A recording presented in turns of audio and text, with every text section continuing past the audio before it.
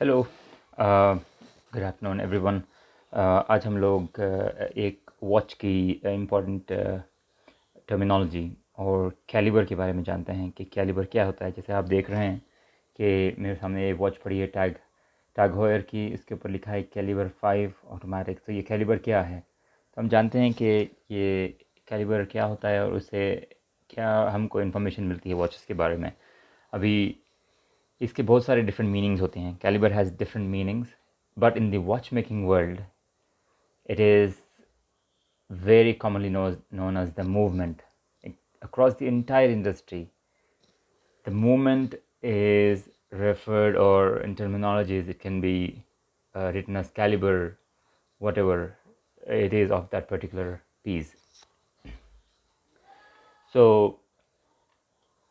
brands like Omega, Tag Heuer have numbered their caliber as per the intricate movements involved in the watch mechanism. For example, caliber 3, 5, 6, 7, they're all automatic movements. So Tag Heuer में देखें 5 है, 1, 3, 5, 6, 3, 5, 6, 7, they're all automatic movements. तो ये automatic Tag Heuer की है, with a slightly different additional function or feature such as sub-second dial or second time zone. So Caliber 16 is an ETA 2892 automatic with a chronograph module attached. So this is also the moment number, is a ETA 2892. So that is basically the number which we are looking for. Like in-house moments होते हैं. So I'll explain what everything means in a second. The easiest way to tell if the movement is being used in any watch is to look at the crown and the pushers on the side of the case, if they're all in line with each other when waved head on.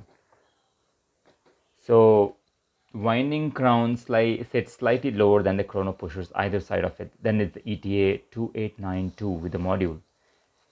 So ये moments के in depth जाने पे आपको पता चलेगा कि ये क्या था, ये नंबर्स ETA ये सब क्या है। तो उसके बारे में भी आपको मैं थोड़ा बता देता हूँ कि ETA क्या होता है। I'll just give you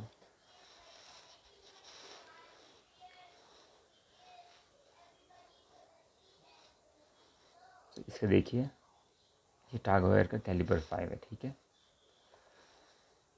सो अभी दिखाता हूँ आपको, मेरे पास ये भी है। Let me see if I can see it in Tissot. अभी देखिए टिसो के अंदर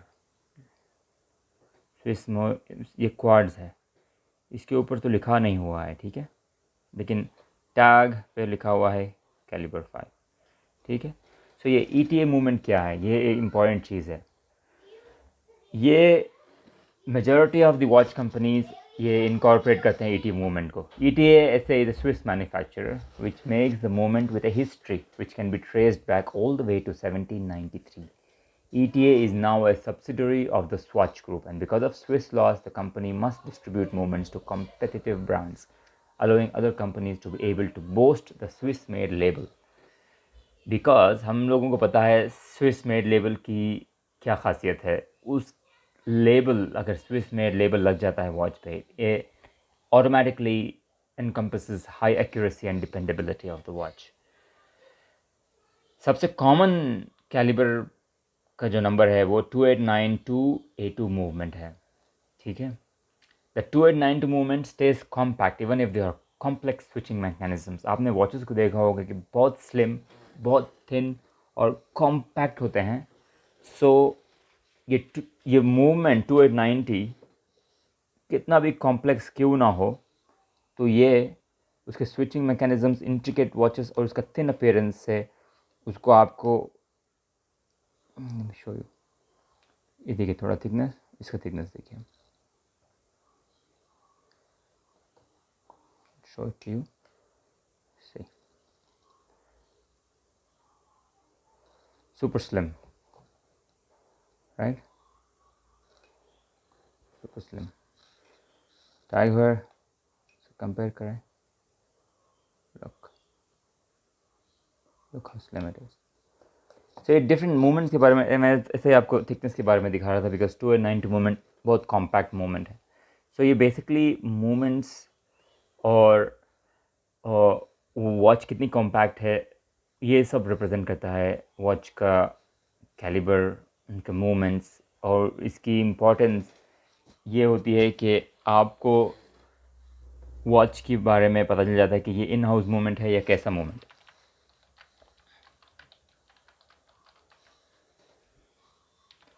just give you some more details.